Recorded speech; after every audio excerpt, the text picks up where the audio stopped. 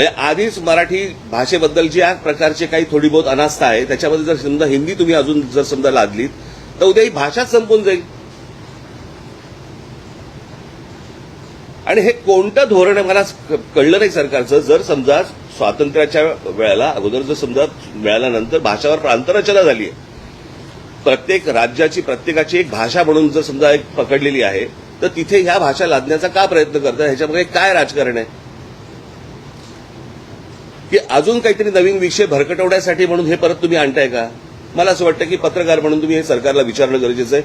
माझी महाराष्ट्रातल्या सगळ्या संपादकांना, पत्रकारांना, माझी लेखकांना, साहित्यिकांना माझी विनंती आहे की तुम्ही कठोर शब्दामध्ये याच्यावरती बोललं पाहिजे.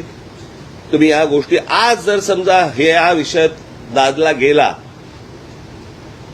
तर मी तुम्हाला आत्ता सांगतो, भविष्यातल्या पुढच्या नजीकच्या काळामध्ये मराठीचं अस्तित्वच हे महाराष्ट्रात ठेवणार नाही. मराठी साहित्य संपवून टाकतील, मराठी सगळ्याच गोष्टी संपवून टाकतील आणि केंद्र सरकारच्या वरवंट्याखाली अख्खा महाराष्ट्र भरडला जाईल. आणि म्हणून माझी महाराष्ट्रातल्या सर्व तमाम नागरिकांना माझी विनंती आहे की याला तुम्ही जेवढा विरोध करता येईल तेवढा केला पाहिजे. प्रत्येक शाळांनी या गोष्टींना विरोध केला पाहिजे आणि शाळा ह्या हिंदी कशा शिकवतात हेच आम्ही बघू.